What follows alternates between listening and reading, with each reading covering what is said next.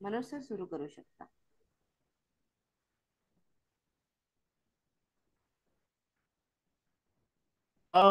देवी सर्वभूतेषु शक्तिरूपेण संस्थितः नमस्तस्यै नमस्तस्यै नमस्तस्यै नमो नमः.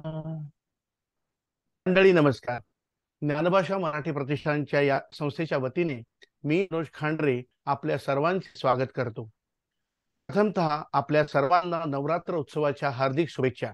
आई जगदंबा आपल्या सर्वांवर कृपा करो आणि आपल्या सर्व मनोकामना पूर्ण होवोत अशी सदिच्छा मी व्यक्त करतो. ज्ञानभाषा मराठी प्रतिष्ठान ही संस्था मुख्यतः मराठी भाषेच्या समृद्धी आणि संवर्धनासाठी गेली अनेक वर्ष कार्यरत आहे. ही संस्था अनेक वैविध्यपूर्ण उपक्रम आयोजित करीत असते. त्यापैकी एक उपक्रम म्हणजे नवरात्रोत्सव माळ श्री सामर्थ्याची. या उपक्रमांतर्गत विविध आणि वैशिष्ट्यपूर्ण कार्यक्षेत्रात कार्यरत असणाऱ्या श्री शक्तीचे सामर्थ्याचे दर्शन गेले 3 दिवस आम्हाला घडलेले आहे. मंडळी, निसर्ग म्हणजे रंग तयार करणारा अनोखा रंगकर्मी.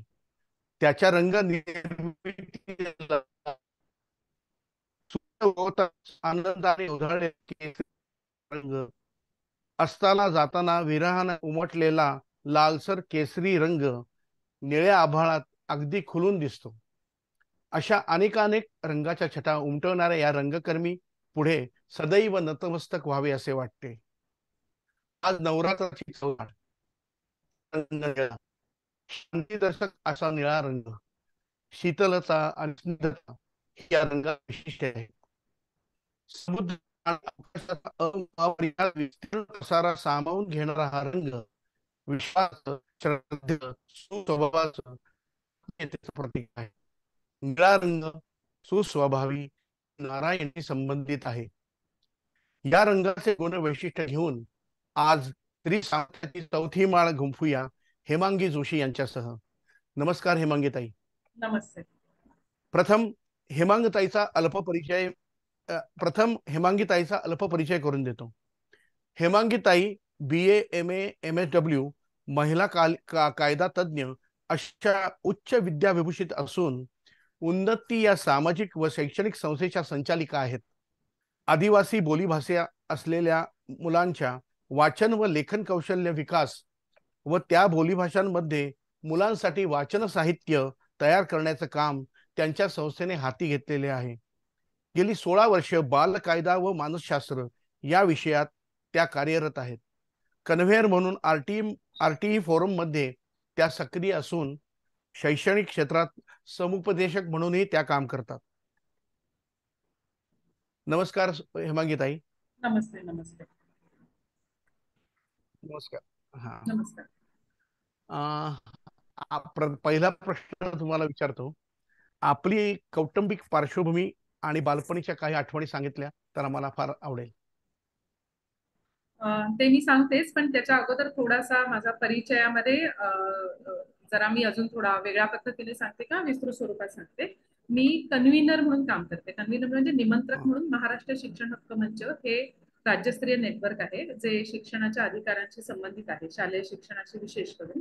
तर त्याचं कन्व्हीनर म्हणून मी काम करते. आणि दुसरी माझी जी टोपी आहे ती म्हणजे उन्नती संस्था, जे तुम्ही सांगितलं उन्नती संस्था सामाजिक आणि शैक्षणिक बदलासाठी, या संस्थेमध्ये मी संचालक म्हणून संस्थापक संचालक म्हणून कार्यरत आहे.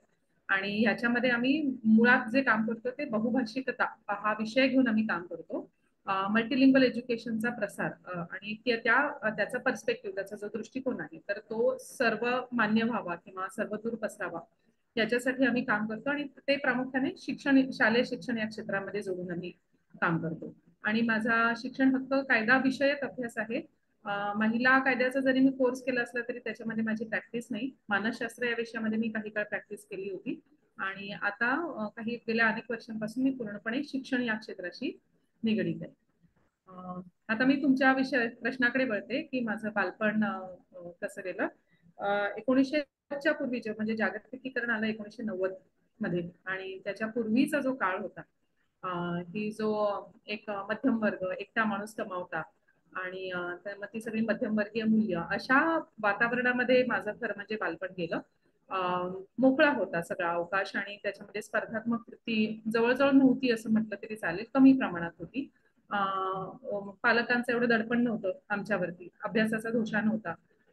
अशा वातावरणामध्ये आमचं बालपण गेलं आणि त्याचा मला असं वाटतं की तो लॉंग टर्म परिणाम तो जो झाला, म्हणजे मी जे काही आता आहे तर कदाचित त्या मूल्यांचा पण एक परिणाम म्हणता येईल किंवा त्यावेळेच्या वातावरणाचा पण एक परिणाम म्हणता येईल. दुसरं आणखीन काही 2-3 संस्कार माझ्यावरती झाले ते म्हणजे माझ्या आईकडनं म्हणता येतील. आमच्या घरी कधीच धार्मिक आणि कर्मकांडाचं वातावरण नव्हतं. म्हणजे हळू-हळू आईने म्हणजे आमच्या घरी जी मध्यम वर्गाची ही होती धार्मिक गोष्टी तर त्याच्यापासून सुरुवात झाली. पण आईने हळूहळू ते सगळं सोडून दिलं. म्हणजे एक एक मला प्रसंग असा आठवतोय की आमच्याकडे गणपती बसायचा आणि गणपतीच्या काळामध्ये म्हणजे आपल्याकडे जी मान्यता आहे की मासिक पाळी सुरू असताना स्त्रीने काही करू नये, तर आईने ते पण बंधन झुगारलं होतं. गणपतीच्या काळामध्ये तिचं मासिक हे चक्र सुरू होतं आणि त्या काळात तिने तो गणपती पूर्णपणे समर्थपणे सांभाळला. गणपतीचा जो काही दीड दिवसाचा उत्सव होता तो. आणि त्याच्यानंतर हळूहळू आणखीन समज आल्यावरती तिने गणपती पूर्ण बंद पण करून टाकला आणि मग नंतर एवढी परिस्थिती आली की आमच्या घरातनं सगळे देव पण गायब झाले. अशा वातावरणामध्ये मी खरं म्हणजे वाढले, त्याच्यामुळे तेही संस्कार माझ्यावरती झाले असं म्हणायला हरकत नाही.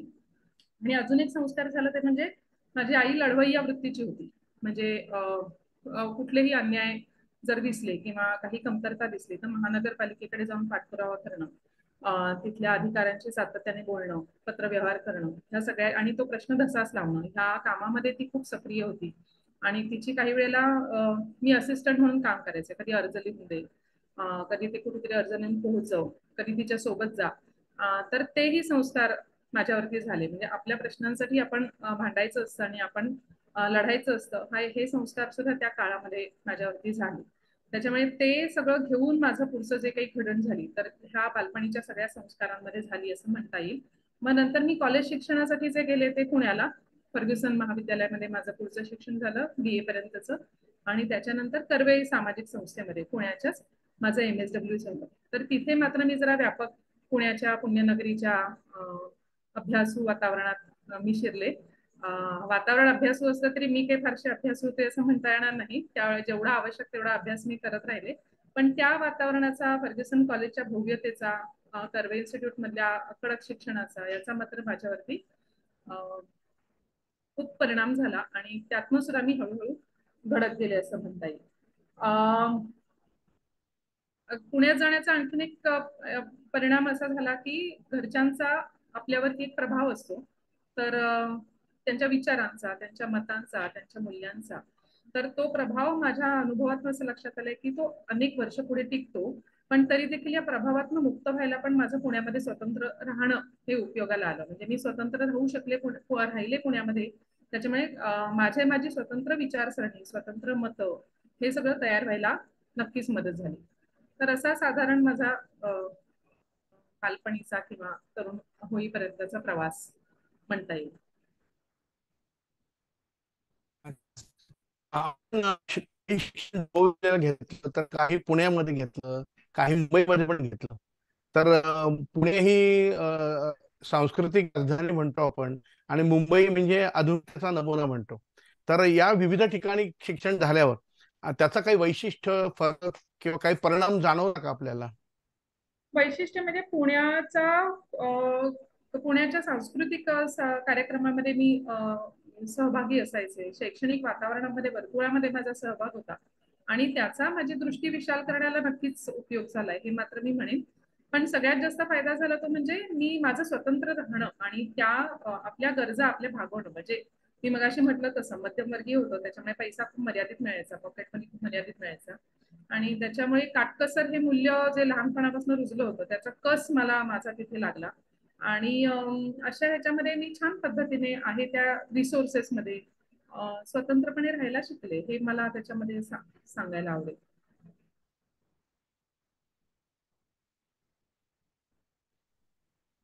हेमांगी, एक मिनिट द्या जरा आम्हाला.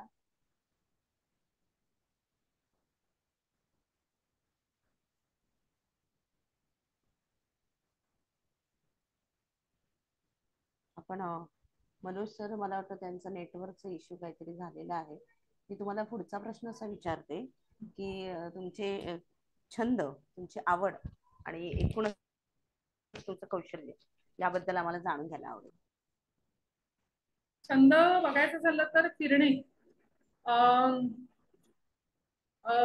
वॉन्डरिंग आणि एक्सप्लोरिंग हा खरं म्हणजे माझा छंद. मला ट्रेकिंग करायला आवडतं, फिरायला आवडतं आणि ते म्हणजे मी कधी कंडक्टेड टूर्स नाही कधीच केल्या.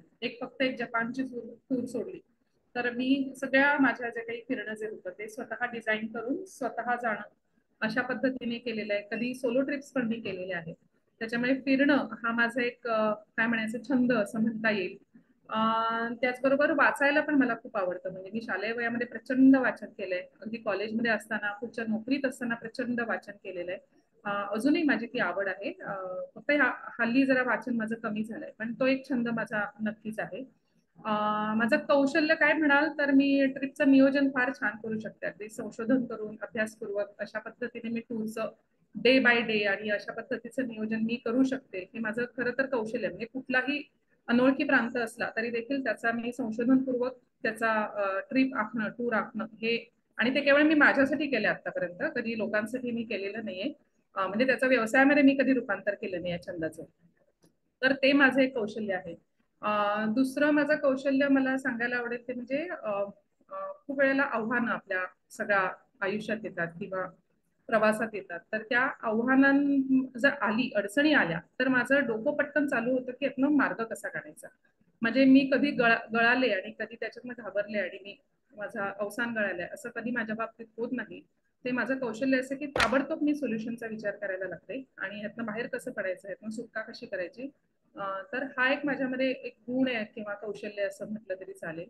आणि तिसरं सगळ्यात मोठं सांगायला आवडेल ते म्हणजे गेली 11 वर्ष झाली मी संस्था चालवते आणि ते संस्था चालवण्याचं कौशल्य माझ्यामध्ये हळूहळू फार चांगल्या पद्धतीने विकसित झालंय असं म्हणता येईल. मी चांगली ओरेटर म्हणण्यापेक्षा मी कम्युनिकेटर आहे.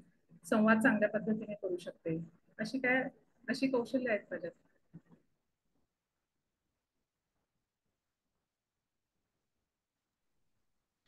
मनोज सर, तुम्ही आहात का?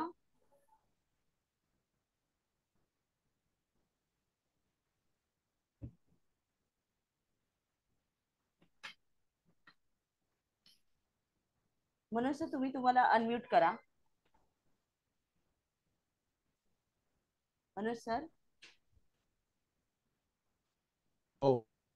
हा, पुढचा प्रश्न.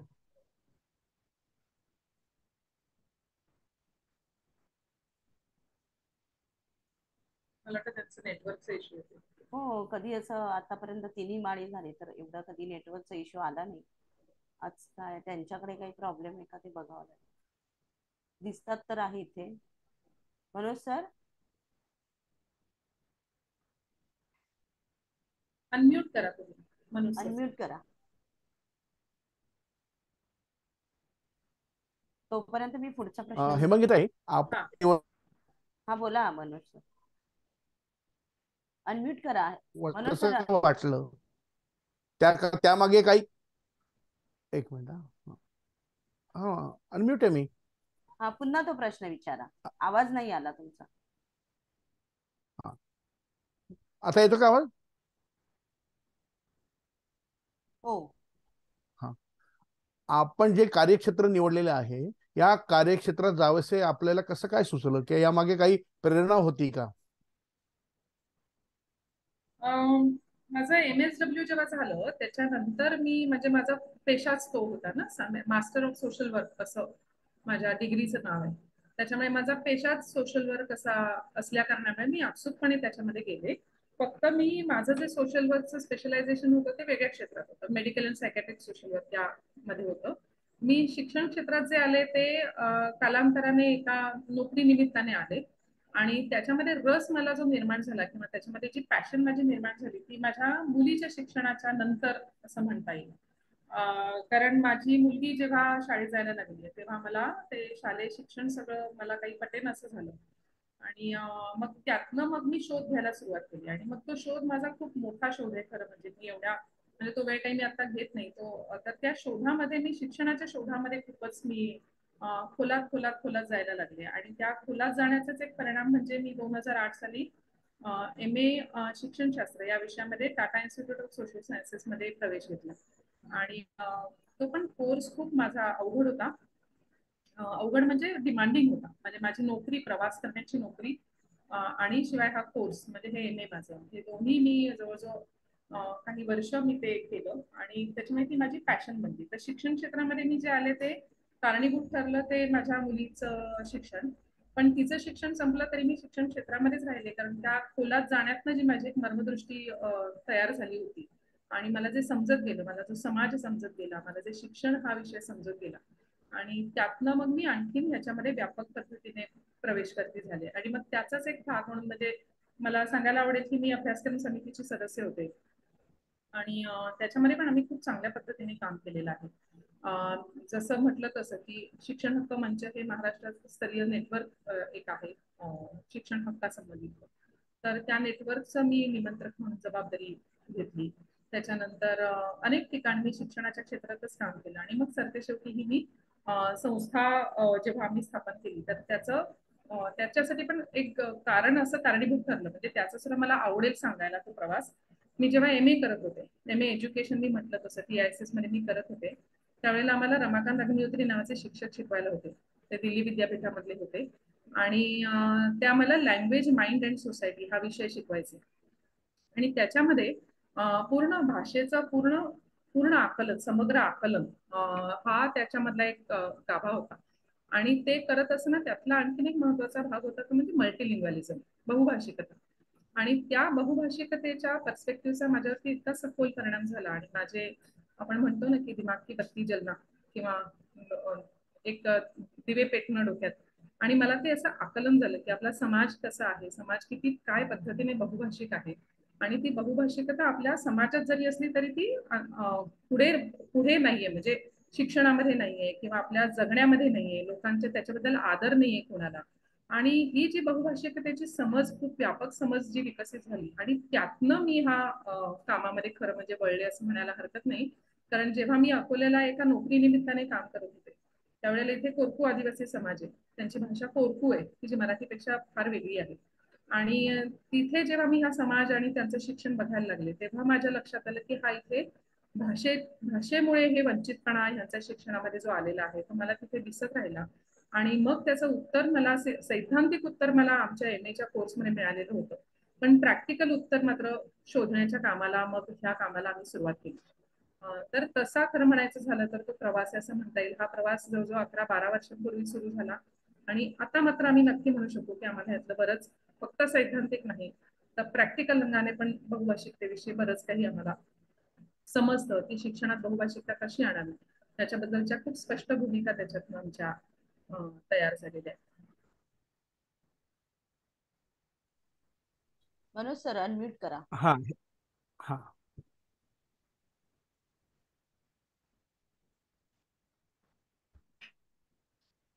आवाज येत नाहीये मनोज सर. येतोय माझा आवाज? आता येतोय.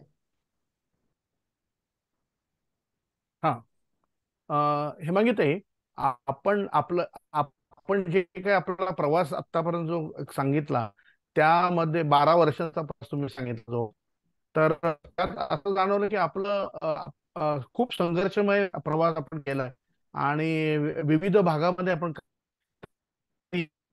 म्हणून अडचणी आल्या का? माझा उन्नती संस्थेचा प्रवास 12 वर्षांचा आहे, पण तसा एकूण शिक्षण क्षेत्रातला 25 वर्षांचा आहे असं म्हणायला हरकत नाही.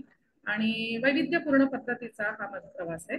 तर त्याच्यामध्ये अर्थातच म्हणजे काही आव्हानं आणि ही सगळी येतातच. म्हणजे एक महिला म्हणून मला असं वाटतं की जेव्हा मी स्वतःकडे महिला म्हणून बघते तेव्हा मी स्वतः कधी महिला असण्याचा बाऊ केला नाही. म्हणजे प्रवास करणं असो, म्हणजे माझा जवळजवळ सर्वच सुरुवातीपासूनचं आतापर्यंतचं जे माझं काम आहे त्याच्यामध्ये प्रवास खूप इन्व्हॉल्ड आहे.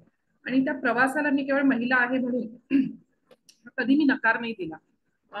आणि मी ज्या संस्थांमध्ये म्हणजे जे फाउंडेशनल काम माझे जी फाउंडेशन ज्या संस्थांमध्ये माझी झाली, बिल्ड झाली, तर त्या संस्थांमध्ये सुद्धा कधी आमच्याकडे अशा पद्धतीने बघितलं गेलं नाही की तुम्ही महिला आहेत म्हणून विशेष तुम्हाला सवलती किंवा प्रवासाला मुभा वगैरे अशा पद्धतीने कधीच केलेले नाही.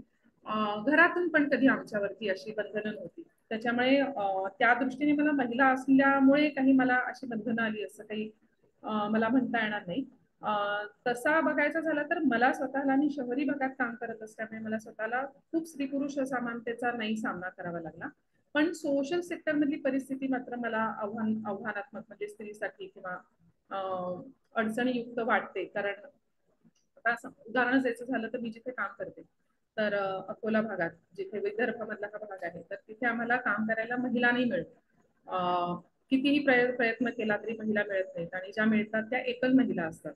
म्हणजे इतकी बंधनं अजूनही महिलांवरती आम्हाला विदर्भामध्ये दिसतात. तर ते एक आम्हाला अडचण जाणवते की सगळा आमचं ऑफिस जे आहे ते विदर्भातलं ऑफिस स्पेशली की खूप पुरुष बहुल असलेलं आहे, आणि ती मला सातत्याने खटकत असलेली बाब आहे. पण कितीही प्रयत्न केले तरी आम्हाला त्याच्यावरती अजून मार्ग नाही काढता आलेला, कारण ती समाज व्यवस्था आहे ना अगदी, ते केवळ आमच्या हातातली गोष्ट नाहीये. दुसरं त्याच्या उलट चित्र आम्ही म्हणेन की शहापूरमध्ये जिथे आमचं ठाणे जिल्ह्यात काम चालतं ते पूर्ण महिला ऑफिस आहे. म्हणजे जवळजवळ 7-8 महिला तिथे काम करतात आणि ते पूर्ण महिला ऑफिस आहे. पण महिला ऑफिस असलं तर म्हणजे ही खरं बघायचं झालं तर फार छान आणि अभिमानाची गोष्ट आहे की महिला ऑफिस आहे, आम्हाला पण त्याचा अभिमान असतो.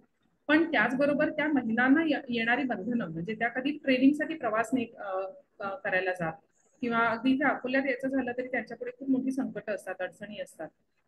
घरातनं ऑफिसला यायचं तरी सुद्धा मोठे बंधनं त्यांच्यावरती असतात. तर ही काही त्यांना रोखून ठेवणाऱ्या ज्या बाबी आहेत त्या सुद्धा आम्हाला सातत्याने जाणवतात. दुसरं आमच्या असंही लक्षात आलं, त्याच्यामुळे आम्हाला ना काही गोष्टी महिलांसाठी जे जे माझ्या आयुष्यात कधी झालं नव्हतं की महिला आहे म्हणून आम्हाला काही सूट किंवा सुविधा मिळणं, ते आम्हाला शहापूरच्या ऑफिसमध्ये करण्याची गरज निर्माण झाली की या महिलांना जरा सामावून घेण्यासाठी म्हणून त्यांच्या असण्यासहित आम्हाला काही सूट देणं किंवा त्यांच्यासाठी विशेष नियम बनवणं, वेगळे नियम बनवणं, याची आम्हाला तिथे गरज जाणवायला लागली. त्यामुळे हे एक सामाजिक वास्तव मला दिसलं. दुसरी गोष्ट म्हणजे मी सोशल सेक्टरमध्ये काम करते. म्हणजे मी जरी किती म्हणत असले की मला महिला म्हणून स्वतःला भेदभावाला सामना नाही मला करावा लागला, तरी देखील सोशल सेक्टरमध्ये सुद्धा तुम्ही बघाल तर बऱ्याचशा संस्थांचे संस्थापक आणि जे पुढे आपल्याला दिसतात ते सगळे पुरुष आहेत. महिला संस्थापक किंवा महिला संस्थापक असलेल्या संस्थांनी पुढे येणं हे तुम्हाला फार कमी दिसतं. तर ती एक अडचण, आणि त्याची अडचण आम्हाला कशी जाणवते की आम्ही म्हणजे नेते लोकांचं नेतृत्व आम्ही नाही करू शकत, कारण ते सगळे नेते लोक पुरुष आहेत आणि तिथे आम्हाला नेतृत्व करण्याच्या संधी फार अल्प आहेत. म्हणजे अशा पद्धतीची आव्हानं एकूण व्यापक स्तरावरती दिसतात. सूक्ष्म स्तरावरती किंवा माझ्या स्तरावरती ती कमी प्रमाणात आहे. तर आणि बाकी अडचणी आहेतच, पण मला असं वाटतं की ह्या अडचणींचा मी बरंच म्हणजे इथे पैशांची अडचण होती. काम सुरू केलं तेव्हा आमच्याकडे पैसे नव्हते, आणि पैसे नसतानाच्या काळात सुद्धा आम्ही नेटाने जवळजवळ 3 वर्ष हे काम चालवलं, आणि मग नंतर हळूहळू पैसे येत गेले आणि त्यावेळेला मिळालेलं लोकांचं सहकार्य. पण मी म्हणेन की अडचणी आल्या भरपूर, आणि त्याचबरोबर लोक पण उभी राहिली त्याच्यासोबत त्या अडचणींवरती मार्ग काढण्यासाठी म्हणून आमच्या सोबत येणे. तर अशा अडचणी खूप आल्या, पण सोबत मात्र नक्की मिळत गेली. त्याच्यामुळे ह्याच्या सहित त्या पॉझिटिव्ह एनर्जी सहित आम्ही काम करत गेलो. त्याच्यामुळे अडचणी फार मोठ्या नाही आमच्या मनामध्ये कधी झाल्या.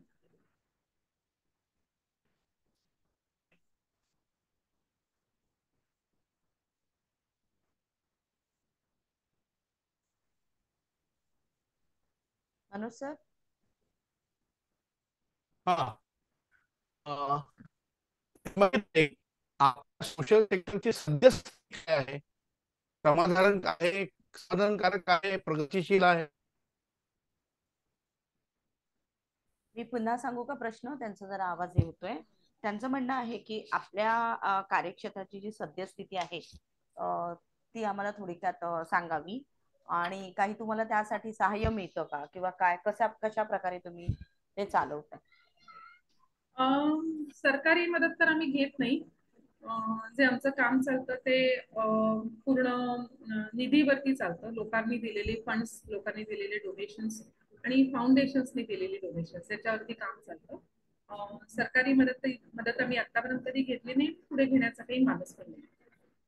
सोशल सेक्टरची सध्याची स्थिती बघायचं झालं तर काही गोष्टी मला सांगायला आवडतील की मधल्या काळात असं झालं होतं की काही वर्षांपूर्वी किंवा आताही आहे की सामाजिक क्षेत्राकडे किंवा सामाजिक संस्थांकडे ना बोट दाखवली जाते की त्यांचं काम, त्यांचे हेतू याच्यावरती खूप सारे शंका निर्माण केल्या जातात. त्या पद्धतीच्या बातम्या पेपरमध्ये येत जातात. तर ते आमच्यासाठी मधल्या काळामध्ये खूप आव्हानात्मक गोष्ट होती की ह्या सगळ्याचा सामना कसा करायचा.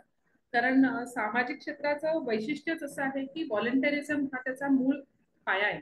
आणि लोक जे घालतात, म्हणजे तुम्ही आज सगळं बघितलं सामाजिक क्षेत्र, तरी त्याच्यामध्ये तुम्हाला दिसेल की लोक खूप व्हॉलेंटरीली, म्हणजे त्यांना परतावा मिळतो का, तर मिळतो, नाही मिळत नाही असं म्हणत नाही, पण तरी सुद्धा ते व्हॉलेंटिअरिंगचं जे नेचर आहे किंबहुना सरकारच्या सर्व हेतू जे काही वेलफेअरचे किंवा सोशल कॉजचे जे काही सगळे हेतू आहेत, तर ते जे सगळ्या हेतूंची पूर्तता करायला सहाय्यभूत ठरणारं असं हे सोशल सेक्टर आहे असं म्हणता येईल.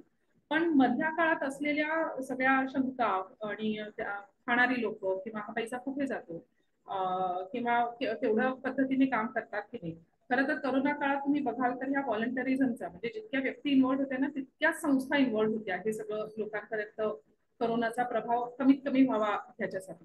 पण तरी देखील मग त्यांच्यावरती येणारी बंधनं, म्हणजे ती बंधनं वेगवेगळ्या प्रकारची बंधनं मधल्या काळात आली की आम्हाला 80G जे होतं ते शेवटपर्यंत, म्हणजे एकदा मिळाले की ते कायमस्वरूपी होतं.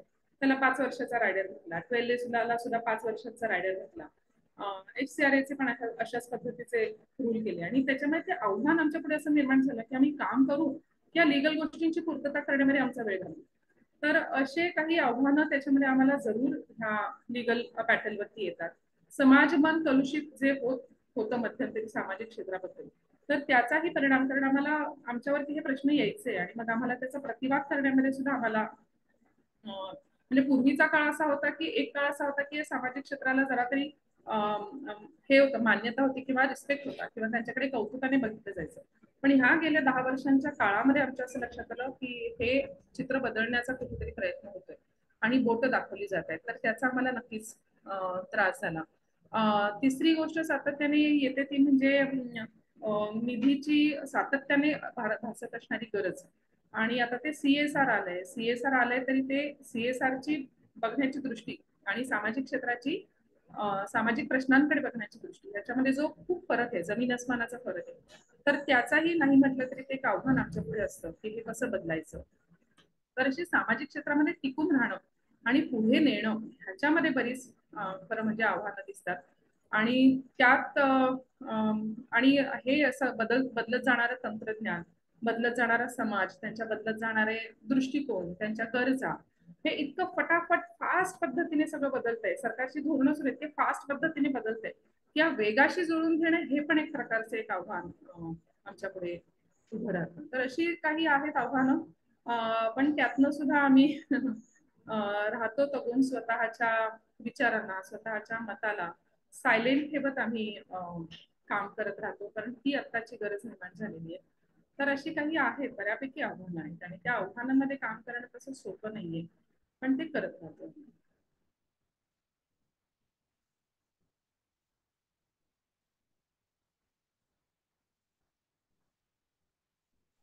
मनोज सर. हा, बोलू का? हो हो. हो. कोरकू भाषेतून साहित्य निर्मिती करताना काही अडचणी आल्या का तुम्हाला? कोरकू भाषेतून साहित्य निर्मिती करण्याची आम्हाला गरज कुठे जाणवली ते मला वाटतं मी आधी सांगते की आम्ही कोरकू भाषेसाठी काम सुरू केलं, कोरकू भाषेमध्ये काम सुरू केलं. आणि आमचे 2 हेतू त्याच्यामध्ये, एक तर त्या भाषेचं संवर्धन हा तर हेतू आमचा आहेच, कारण भाषा शेवटी काही ती केवळ भाषा नाही, तर तो एक प्रकारचा तो एक वर्ल्ड व्ह्यू आहे त्या पूर्ण भाषेबरोबर येणार. ती भाषा बोलणाऱ्या समूहाची ते कल्चर आहे आणि त्याच्यामध्ये येणारी त्यांची मूल्य आहे, त्यांचं एकूण जगणं, हे सगळं ते भाषेशी जोडलेलं आहे. त्याच्यामुळे भाषेचं संवर्धन होणं म्हणजे हे विविधता टिकवणं हा आमच्या कामाचा एक गाभा नक्कीच राहिलेला आहे. आणि ही विविधता भारतामध्ये खूप मोठ्या प्रमाणात आहे, म्हणजे मी काही तुम्हाला वेगळं सांगायला नको. तर त्याच्यासाठी आम्ही कोरकू भाषेवरती काम करायला सुरुवात केली आणि आमचा फोकस हा राहिला की या भाषांना सुद्धा, म्हणजे ह्या ज्याला आपण सो कॉल्ड परिघावरच्या भाषा आपण म्हणू, तर त्या भाषांना सुद्धा कसं डिग्निटी मिळेल, त्यांना कसं मानाचं स्थान मिळेल आणि त्यांची हेटाळणी होणार नाही, तो जनमानसाचा दृष्टिकोन कसा बदलेल, ह्याच्यासाठी प्रामुख्याने आम्ही काम करतो. आणि ते काम जे आम्ही करतो ते शाळेमध्ये करतो. तर शाळेमध्ये आम्ही काय करतो, तर शाळेमध्ये तुम्हाला माहिती आहे की एक भाषा माध्यम आपलं आहे पूर्ण भारतामध्ये बघायचं झालं तर. एक तर मराठी माध्यम आहे, ते इंग्रजी माध्यम, सेमी मध्ये काहीतरी 2 भाषा येतात. पण आम्ही म्हणतो की दिसताना चित्र कसं दिसतं की वर्ग जो आहे तो बहुभाषिक आहे, पण शाळेचं माध्यम मात्र एकच भाषा आहे. तर हे जे चित्र आहे, तर त्याच्यामुळे मुलांचं शिकणं हे खूप अफेक्ट होतं आणि खूप ते थांबतं. असं आम्हाला ते अशी आमची त्याच्यामधली अभ्यासपूर्ण असलेली भूमिका आहे. आणि ते शिक्षण मग मग होतं काय की मग हे जे वेगळ्या भाषा सगळ्या बोलणारी समाज किंवा मुलं आहेत, तर ते शिक्षणाच्या प्रवाहाच्या बाहेर राहतात. आणि दुसरं असं होतं की शिक्षण पण समावेशक बनत नाही. मग शिक्षण एका वर्गाचं प्रतिनिधित्व करतं, एका ठराविक भाषांचं प्रतिनिधित्व, भाषेच्या समाजाचं प्रतिनिधित्व करतं, त्यांच्या कल्चरचं प्रतिनिधित्व करतं. तर हे असं असल्यामुळे आम्ही ती भूमिका घेतो की हे शाळांमध्ये ह्या भाषांचा सन्मान कसा वाढेल आणि शाळांमध्ये ह्या भाषांचा वापर करत सुद्धा शिक्षण किती चांगल्या पद्धतीने होईल, किंबहुना त्याच पद्धतीने ते चांगलं शिक्षण होईल, अशासाठी आम्ही वर्ग चालवतो. आणि साक्षरता त्याच्यामध्ये आम्ही या भाषांचा वापर करतच घेतो. त्याच्यामध्ये त्यांचं होणारं शिक्षण शाळेमध्ये ते सुद्धा आम्ही या भाषांचा सक्षमपणे वापर करत त्यांचं शिक्षण होईल असं पाहतो. आणि त्याच्यामधला एक महत्वाचा भाग आहे तो म्हणजे त्याचा ह्या भाषांना जेव्हा डिग्निटी मिळवायची असेल, तर त्याच्यामध्ये छापील साहित्य कसं तयार होईल हे बघण्याची आम्हाला गरज निर्माण झाली की डिग्निटी केवळ शाळेमध्ये आणणं ह्याच्यासाठी छापील मध्ये ते साहित्य उपलब्ध असणं. मग आमचा जीव छोटा आहे, त्याच्यामुळे आम्ही बालसाहित्य हे कोरकू भाषेमध्ये आणायला सुरुवात केली. कोरकू भाषा ही प्रामुख्याने बोली भाषा आहे, तर त्याला लिपी नाही, तर आम्ही देवनागरी लिपी त्याला प्रामुख्याने दिली. आणि देवनागरी लिपीमध्ये मग आम्ही जवळजवळ 101 पुस्तकं कोरकू भाषेमध्ये निर्माण केलेली. आणि मग हे साहित्य निर्माण करण्याची पण एक प्रक्रिया आहे खरं म्हणजे, ती आता पुन्हा इथे ती जास्त मोठी होईल. आम्ही ते साहित्य लिहायला सांगतो किंवा भाषांतरित करतो. ते आम्ही कम्युनिटीमध्ये जातो, त्यांच्याकडनं ते सगळं तपासून घेतो, त्यांच्याशी चर्चा करतो, मग परत येऊन त्याच्यामध्ये दुरुस्त्या करतो आणि मग मग ते अंतिमतः ते साहित्य तयार होतं. तर अशा पद्धतीची प्रक्रिया आम्ही चालवतो. तर त्याच्यामध्ये अडचणी म्हणायचं झालं तर त्याला एक मार्केट नाहीये, म्हणजे आमची मार्केटिंग हा आमचा प्रांत नसल्या कारणामुळे या साहित्याला मार्केट मिळणं हे घडत नाही. हे साहित्य आम्ही आमच्या परिसरापुरतं चालवतो किंवा धारणी आणि इथला चिखलदरा अमरावतीतला जो भाग आहे, तिथे जवळजवळ 2-2.5 लाखाचं कोरकू पॉप्युलेशन, तर तिथे या साहित्याचा प्रसार करणं, त्यांच्या घरामध्ये ते साहित्य जाईल असं पाहणं. तर अशा पद्धतीने आम्ही काही गोष्टी कोरकू साहित्यासाठी म्हणून आम्ही करतो. हेमांगीताई,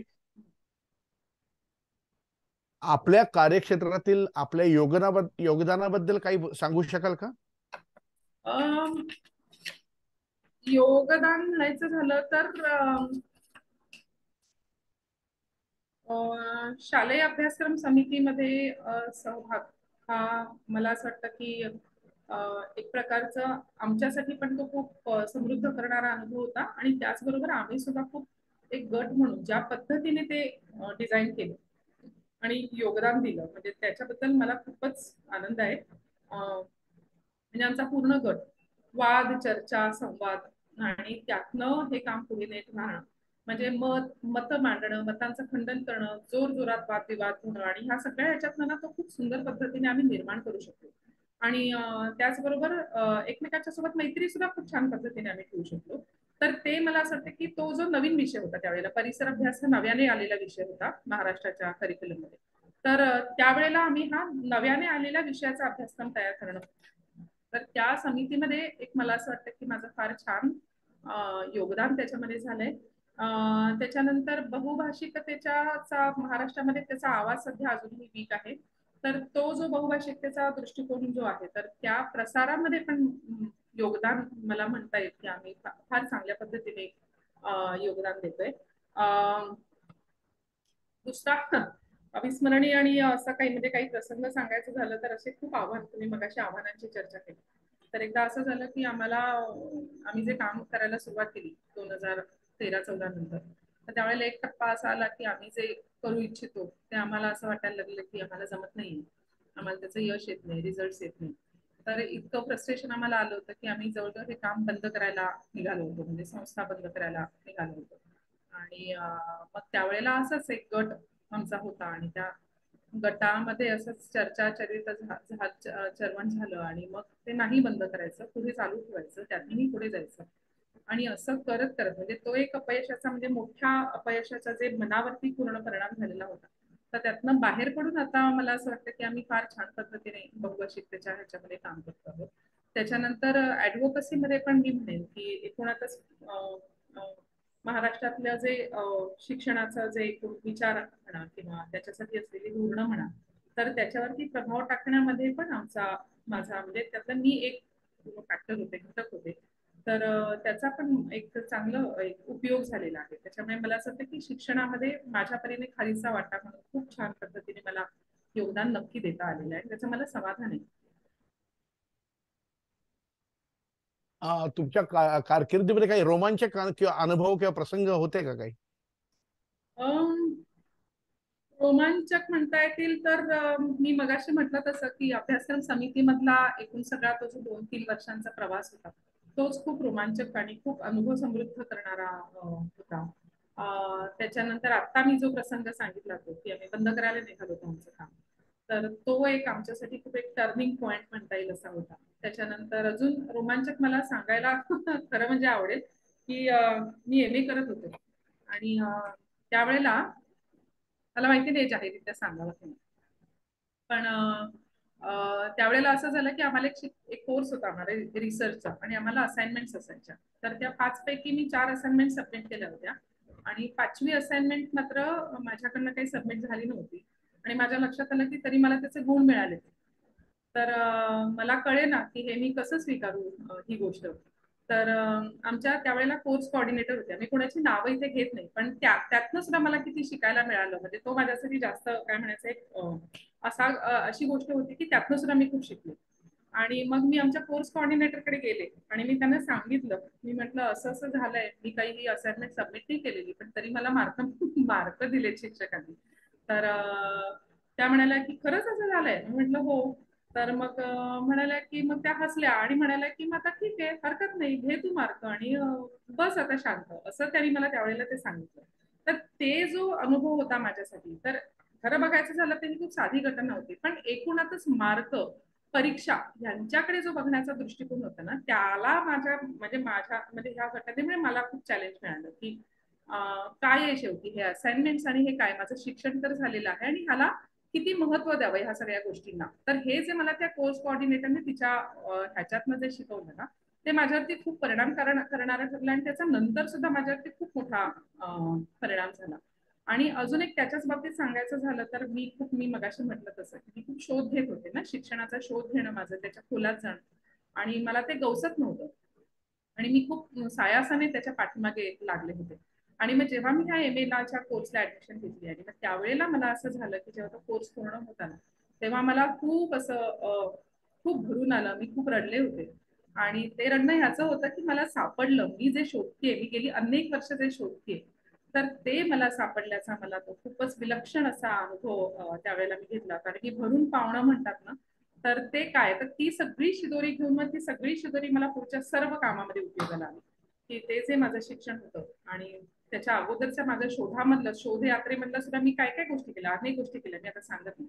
पण त्या शोधयात्रेमध्ये मी कित्येक सभा, कित्येक कोर्सेस, कित्येक छोट्या छोट्या लोकांशी जाऊन बोलणं, त्याच्याशी गप्पा मारणं, शोध घेणं, हे खूप माझ्या त्या प्रवास होता आणि त्यातनं ही कडी होती तो MA एज्युकेशनचा माझा कोर्स.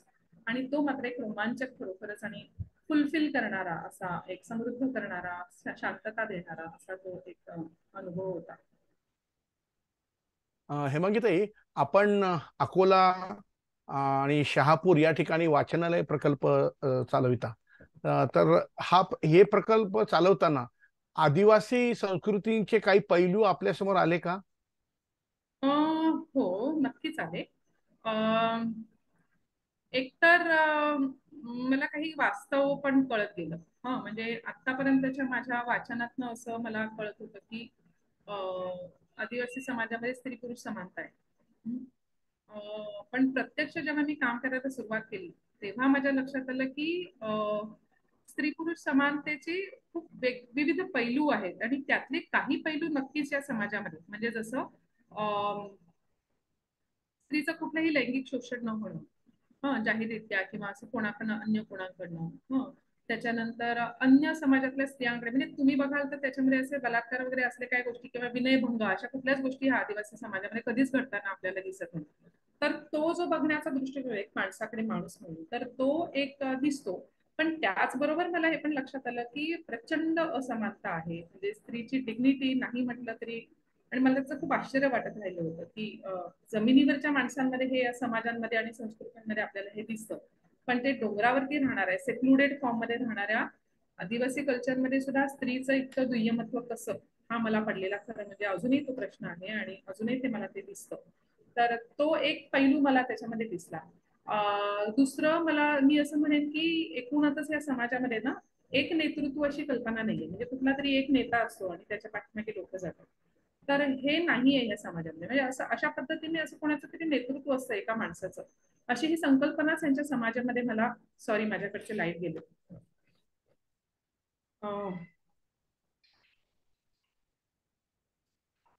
तर अशी कुठलीच संकल्पना आमच्या म्हणजे इथे मला दिसत नाही. म्हणजे सामूहिक जगणं म्हणतात ना, तर तशा पद्धतीचं जगणं हे मला जास्त ह्याने दिसलेलं आहे. तिसरी गोष्ट म्हणजे निसर्गाचं शोषण करण्याची कुठलीही वृत्ती मला ह्या समाजामध्ये दिसत नाही. म्हणजे आपल्यापुरतं निसर्गाचा वापर करणं किंवा ह्या सगळ्या गोष्टी असतील, पण शोषण हे मला कधीच त्याच्यामध्ये दिसलं नाही. किंबहुना निसर्गाच्या सोबत राहणं हा मला एक विशेष करून जाणवलेला पैलू आहे. आणि चौथी गोष्ट मला असं अजून दिसलं की पैसा ह्याच्यामध्ये आपल्याकडे ह्या मार्केटच्या आणि ह्या सगळ्या भौतिक जगामध्ये पैसा ह्याला खूपच अतोनात आपल्याकडे महत्व आहे. पण आदिवासी समाजाला पैशाचं इतकं हे नाहीये, म्हणजे इतकं अप्रूप किंवा तो पैसा काय असतो पैशाबद्दलची समज हे फार कमी आहे. म्हणजे मला त्याची मुळं अशी दिसतात की ते एकूणच जंगलाशी निगडीत राहणं ना. म्हणजे मी असं पण पाहिलेलं आहे की ही लोक पैशाशिवाय पण जगू शकतात. तर असं पण त्यांचं जगणं मी पाहिलं. म्हणजे आपल्याकडे झोपडपट्टीत राहणारी खूप गरीब माणसं असतील तर ती पैशाशिवाय नाही जगू शकणार, पण इथली गरीब माणसं पैशाशिवाय राहू शकतात. आणि मला हे पण दिसलंय की त्यांच्याकडे जेव्हा विस्थापन होतं त्यावेळेला सरकार पैसा देतं भरपूर. त्यांना कळत नाही या पैशाचं काय करावं, इतकं पैशाबद्दलचं त्यांच्या काय अपरिचितपणा जो आहे ना, तर तो पण मला एक वैशिष्ट्यपूर्ण बाब वाटते. आणि मग मला मला प्रश्न पडतात की आपण आपली मूल्य, आपले संस्कार, आपलं जगण्याचे दृष्टिकोन हे सगळे आपण ह्यांच्यावरती थोपवायला लागलो का काय? म्हणजे त्यांचं आपण घ्यायचं काही गोष्टी का आपण सगळं आपलं त्यांच्यावरती थोपवायचं? मला असं पण दिसलेलं आहे की त्यांच्याकडे कधी असे असे देवांचे किंवा असे सणबिण नसतात. म्हणजे गणपती असतील किंवा दिवाळी असेल आपलं हा देवीचं असतील, असे मोठ्या प्रमाणात उत्सव साजरे करणं त्यांच्या ते असतात. निसर्गाचे दगड धोंड्यामधले देव असतात त्यांचे, कुठेतरी यात्रेला जातात, पण त्याचं इतकं अवडंबर असलेलं स्वरूप मला सणांचं कधी दिसलं नाही. तर तो एक मला छान गोष्ट त्यातली वाटली. पण आता या सगळ्यावरती आक्रमण व्हायला लागलं, म्हणजे अशा गोष्टी घडतात आमच्याकडे की आदिवासी मुली पण उपास करायला लागल्या. आणि मग तुम्हाला बोलावं लागतं की ते उपास हा तुमच्या कल्चरचा भाग नाहीये, मग तुम्ही तो उपासाकडे कसे वळलात? अन्य कल्चरचं जे थोपणं म्हणतात ना, तर तसं ते हळूहळू इथे घडताना मला दिसतंय. तर त्याच्याकडे कसं पाहावं, म्हणजे मी आता ऑब्जेक्टिव्हली मेन्शन करते, कसं पाहावं हा त्याच्या दृष्टिकोनाचा प्रश्न आहे. तर एकूण असं आहे, गरीब आहे हा समाज, खूप प्रचंड गरीब आहे, गरिबी आहे. त्यानंतर असं म्हणायचं झालं तर इथे तुम्ही बघाल तर वंचितपणा खूप मोठ्या प्रमाणात आहे. म्हणजे तिथे रस्ते, वाहनं म्हणजे पब्लिक ट्रान्सपोर्ट अत्यंत वीक आहे. त्याच्यानंतर शिक्षण व्यवस्था वीक आहे, खूप आरोग्य व्यवस्था वीक आहे. म्हणजे मला असं दिसतं अनेक वेळेला की त्यांचं मरण सुद्धा खूप स्वस्त आहे, म्हणजे त्यांच्या मरणाला सुद्धा काही किंमत नाहीये असं एकूण लक्षात येतं. म्हणजे सरकार असं आपल्याला दिसतं की सरकार एकीकडे खूप प्रमाणात करते, पण तरी देखील इथे त्यांच्या जगण्यामध्ये किंवा जीवनामध्ये फरक पडलाय का, तर तो पडलेला नाही. म्हणजे मला असं दिसतं की ती अधांतरी अवस्था आली आहे. म्हणजे त्यांचं स्वतःचं पण ते कुठेतरी बाजूला सारणं भाग पडते, कारण सरकार त्यांना जंगलात पण हुसकावून लावते, बाहेर आणते. त्याच्यामुळे त्यांचं स्वतःचं जगणं जे पूर्ण जंगलाशी निगडीत होतं त्यातनं आता ते बाहेर येत आहेत. पण त्याचबरोबर ह्या जगण्याशी म्हणजे इकडचं जे भौतिक जगणं आहे जमिनीवरच्या लोकांचं, तर त्याच्याशी त्यांना जुळवून अजून तरी घेता आलेलं नाही. त्यामुळे ती अशी मधली अवस्था आहे ना, ती खूप त्रासदायक आहे. म्हणजे आपल्याला सुद्धा बघताना एक ती खूप त्रासदायक वाटते. आणि त्यांना एकूण इथलं आपली जी गव्हर्नन्सची सिस्टीम आहे, पंचायत राज म्हणा किंवा तालुका पातळीवरची ऑफिसेस, कार्यालय म्हणा किंवा हे सरकारी लोक म्हणा, त्यांच्याबद्दल इतका परकेपणा आहे, त्याच्यामुळे ते त्यांच्याकडे जाऊन आपले हक्क पण मागण्याची किंवा हक्क ही संकल्पना ही सुद्धा त्यांच्यामध्ये ती रुजवावी लागते, ती त्यांच्यामध्ये तशी नाहीये. तर हे त्याच्यामुळे जो येणारा वंचितपणा आहे ना, तो सुद्धा खूप मोठ्या प्रमाणामध्ये आम्हाला इथे दिसतो या समाजाचा. मरणाला किंमत नाही, जगण्याला किंमत नाही, त्यांच्या आजारी पडण्याला काही किंमत नाही, असं बरंच चित्र आम्हाला इथे दिसतं. हेमांगीताई, कोणतेही क्षेत्र परिपूर्ण नसतं. त्या पद्धतीने आपल्या कार्यक्षेत्रात कोणते बदल आपल्याला करावेसे वाटतात किंवा घडवावेसे वाटतात?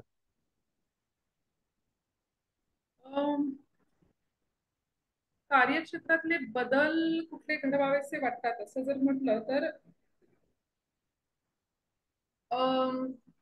आमचं जे क्षेत्र आहे म्हणजे सामाजिक क्षेत्र जे आहे ना, तर ते मी मगाशी तुम्हाला सांगितलं प्रवास की आधी खूप व्हॉलेंटरिझम कडनं आलेलं होतं, म्हणजे स्वयंप्रेरणा. म्हणजे आम्ही अजूनही म्हणतो की अजूनही तुम्ही बघाल ना तर झोळीवाले समाजसेवक तुम्हाला दिसतील आणि असं दिसेल तुम्हाला की त्यांना ते इतके मनापासून काम करतात, पण त्यांना पैसा कसा मिळवावा माहिती नसतो, त्यांना हे असे फंडिंगसाठी कसे अर्ज करायचे असतात हे काही माहिती नसतं त्यांना.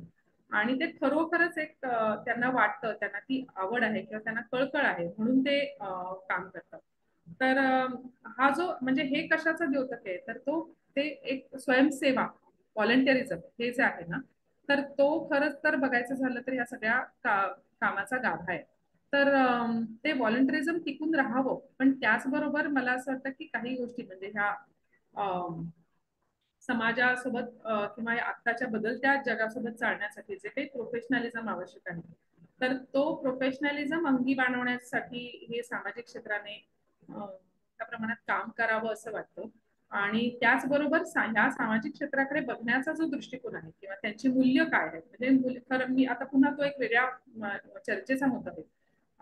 सामाजिक क्षेत्राचे मुद्दे आणि मूल्य आणि कॉर्पोरेटचे मूल्य, सामाजिक क्षेत्राचे संचालनाचे मार्ग आणि कॉर्पोरेटचे संचालनाचे मार्ग खूप भिन्न आहेत. आणि ती जी भिन्नता आहे ना ती क्लॅशिंग होते काही वेळेला, कारण शेवटी देणारी ही लोक आहेत, कॉर्पोरेट वाली लोक आहेत आणि घेणारी एनजीओ वाली लोक आहेत.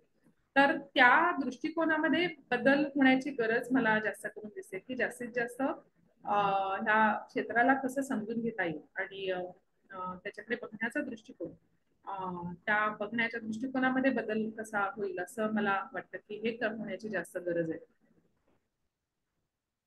आपल्या सरकारमध्ये आदिवासी विकास आणि समाज कल्याण खातं आहे, तर या खात्यातर्फे काही काम होतंय का नाही, दिसतंय की नाही आपल्याला प्रत्यक्ष होताना?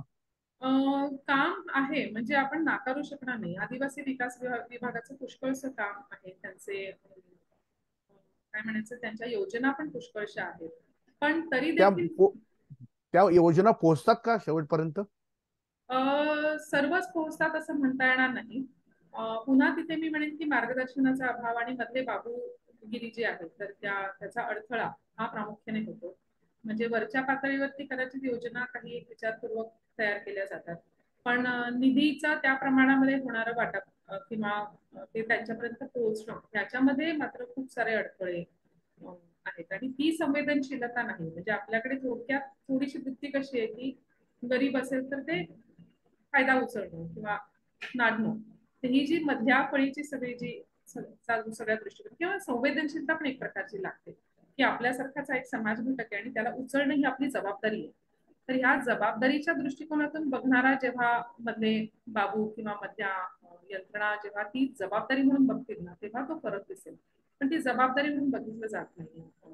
ते एक केवळ आपण त्यांना काहीतरी देतो म्हणजे आपण देणारे आहोत, हा जास्त म्हणजे तो समानतेचा दृष्टिकोन नाही की ते माणसं आहेत आणि आपण माणसं आणि आपल्यासारखेच त्या माणसांचा एक समाज समूह आहे आणि तो वंचित आहे, तर तो समानतेचा दृष्टिकोन नसल्याचा हा परिणाम मला जास्त करून दिसतो आणि संवेदनशीलतेचा अभाव, त्यामुळे योजना असल्या या तरी त्या समाजा पोहोचण्यामध्ये अडचणी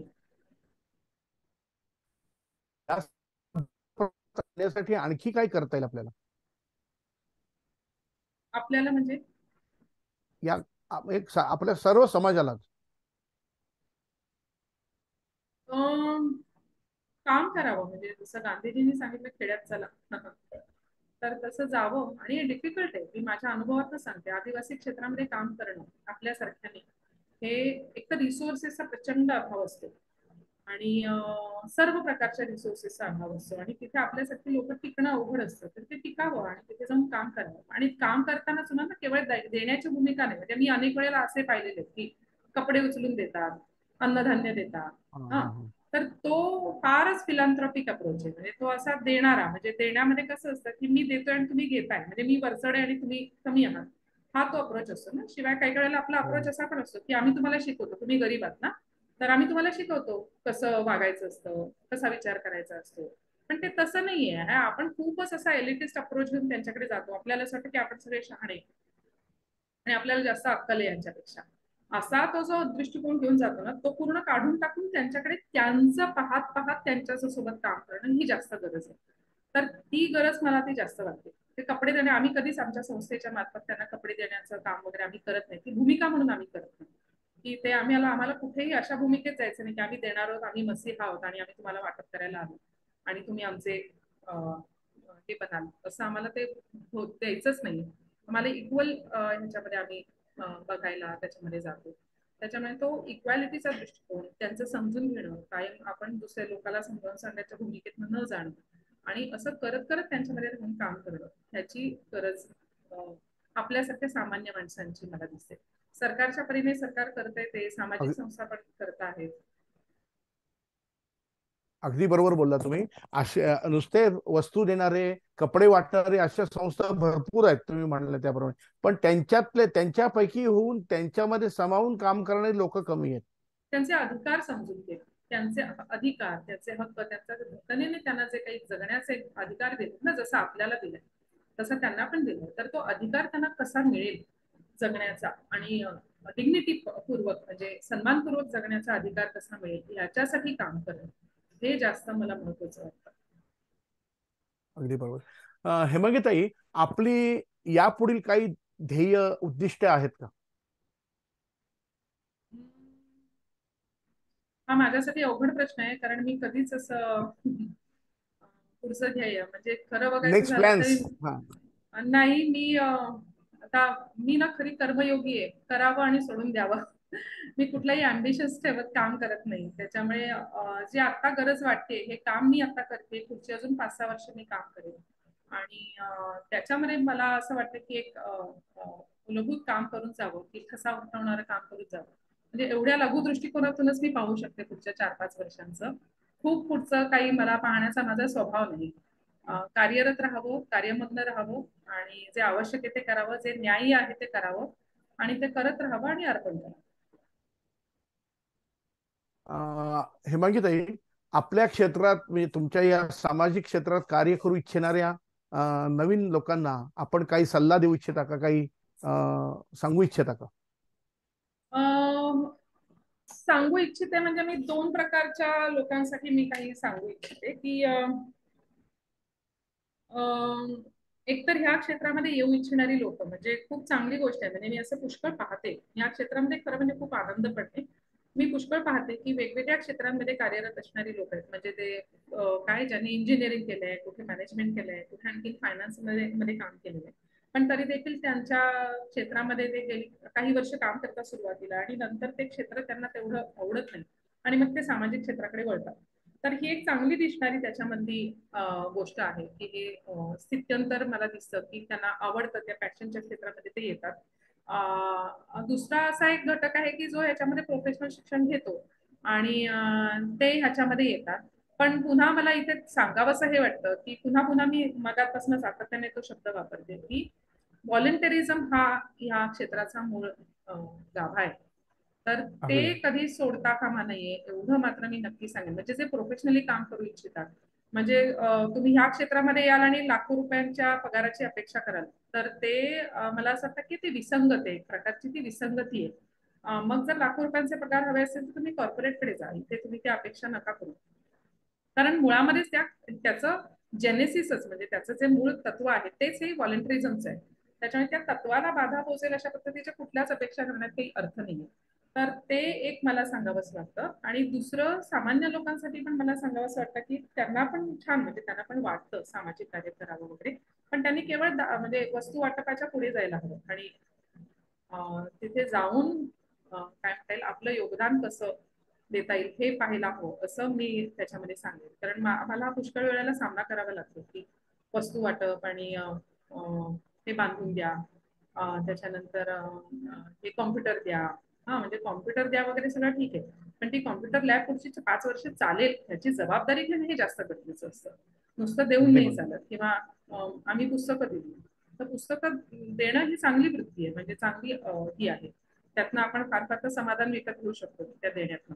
पण ते तेवढंच पुरेसं नाहीये. त्या पुस्तकांचं पुढे आणखी पुढे कशी पुढे काय आपल्याला झालं? लायब्ररीच्या तर हे जे काम आहे म्हणजे एकदा ते घेतलं छोटं का असेल पण ते घ्या आणि ते पूर्णत्वाला नेईपर्यंत तिथे न्या आणि ते व्हॉलंटरिझमच्या पर्स्पेक्टिव्हने न्या, त्या अप्रोचने न्या, असं मला फक्त त्याच्यामध्ये सांगावं असं वाटतं. अदरवाईज हे फील्ड सेक्टर खूप छान आहे, मानसिक समाधान देणार आहे, तुम्हाला मनुष्य म्हणून खूप समृद्ध करणार आहे, तुम्हाला जमिनीवरती आणणारं क्षेत्र आहे. तुम्हाला इतका विविध प्रकारचा समाज दिसतो की तुमच्या डोक्यात कधीच गर्वाची भावना कधीच येत नाही. आपल्याला आपण क्षुद्र वाटत राहतो, आपल्याला असं वाटतं की आपण किती प्रिव्हिलेज होतो, ह्याची जाणीव आपल्याला देत राहतं, आपल्याला काय मिळालं याची जाणीव देत राहतं, आपल्याला दुसऱ्याबद्दलची संवेदनशीलता वाढवण्यासाठी हे क्षेत्र मदत करतं. म्हणजे एक चांगला माणूस म्हणून विकसित व्हायला एक क्षेत्र खूप तुम्हाला मदत करतं. हेमांगीताईंनी गेला 1 तास त्यांच्या कार्यक्षेत्राची अत्यंत सविस्तर अशी आपल्याला माहिती दिलेली आहे. श्रोतृ वर्गांपैकी जर कोणाला काही प्रश्न विचारायचे असेल तर विचारू शकतात. आधी मी इकडे चॅटवर आलेले प्रश्न घेते. हो त्याच्या आधी ठीक आहे, आधी आपण ते घेऊया, मग मी माझे हो. प्रश्न आहेत काही तर ते विचारते. इंदाणी सर जे आहेत त्यांनी एक प्रश्न केलाय की संस्थेला ज्या देणग्या किंवा फंडिंग मिळते तर ते तुम्ही कसे मिळवता, त्याची काही पद्धत आहे का, लोकांना कसे भेटता, माध्यम काय असते? खरं म्हणजे हे खूप सातत्यपूर्ण करावं लागणारं काम आहे. माझं याच्यामधलं पूर्व शिक्षण असल्यामुळे किंवा पूर्वी खूप संस्थांच्या सोबत काम केलेलं असल्या कारणामुळे मला काही मार्ग किंवा काही गोष्टी यातल्या माहिती आहेत. त्याच्यात काही आवश्यक अशी कौशल्य असतात. म्हणजे जसं तुम्हाला फाउंडेशन्स कडनं बाहेरच्या तुम्हाला जर फंडिंग मिळवायचं असेल तर मग त्या फाउंडेशन्सची यादी कुठे मिळते, तर त्याचे मार्ग काही असतात, तर ते शोधावे लागतात, ते आपल्याकडे ठेवावे लागतात. त्याच्यानंतर तुम्हाला चांगलं प्रपोजल तयार करावं लागतं आणि ते प्रपोजलमध्ये तुम्हाला नेमकं काय म्हणायचंय किंवा काय अपेक्षित आहे तर ते त्याच्यामध्ये मांडावं लागतं आणि मग अप्रोच करावं लागतं. म्हणजे असं आहे की कुठलाही डोनर तुमच्याशी मी पैसे मागायला गेले आणि त्यांनी 2 महिन्यात दिले असं होत नाही. तुम्हाला वर्ष 2-2 वर्ष पाठपुरावा करावा लागतो, कारण त्या डोनरच्या पण काही गरजा असतात, त्यांची काही एक टाइमलाईन असते, तर ती आपल्याला रिस्पेक्ट करावी लागते. तर त्याच्यामुळे तो पेशन्स ठेवावा लागतो, सातत्यपूर्णता लागते त्या प्रयत्नांमध्ये आणि त्यांना काय हवंय हे बघावं लागतं. नाही तर काही वेळेला असं होतं की आम्ही हे करतो आणि तुम्हाला पटत असेल तर बघा, असा पूर्वी अप्रोच असायचा, पण तो आता चालत नाही, कारण त्यांचे पण काही गरजा असतात, तर त्या काय नेमकं आहेत, त्यांना काय नेमकं हवंय, कुठल्या भाषेमध्ये इन्फॉर्मेशन हवी, हे सगळं बघावं लागतं. तर असं आम्ही फाउंडेशनचा एक मार्ग आम्ही चोखाळतो.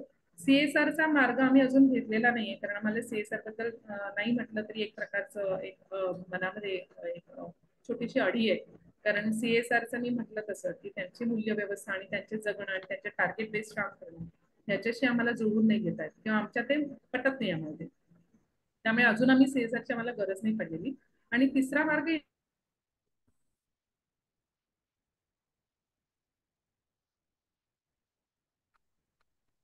आवाज गेला हा, वाटतं.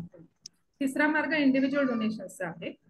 लोकांच्याकडनं डोनेशन्स आम्ही घेतो आणि त्यातनं पण आम्हाला चांगले मिळतात. काही ज्याला HNI म्हणतात, हाय नेटवर्क इंडिव्हिज्युअल्स असे जे म्हणतात की जे वेल्दी असतात, तर त्यांच्याकडनं पण ते पण जनरस लोक असतात आणि त्यांच्याकडनं काही आम्ही फंड्स मिळवतो. असे विविध मार्ग चोखाळतो. जागृती ताई, तुमचा एक प्रश्न आहे तर तो तुम्ही स्वतःच विचाराल का? जागृती ताई, अनम्यूट करून विचारू शकता. जागृती ताई, ठीक आहे, मीच विचारते त्यांचा प्रश्न. त्यांनी असं म्हटलं की या आदिवासी समाजात लोकांना तथाकथित सुधारणा कराव्या की केवळ, म्हणजे त्या लोकांच्या तथाकथित सुधारणा कराव्या की केवळ आरोग्य सारख्या क्षेत्रात काम करत त्यांचे पारंपरिक जीवन जगू द्यावे.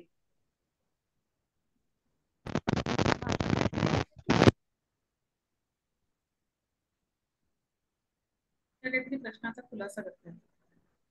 हा हा, त्या करतायत का? नाही नाही.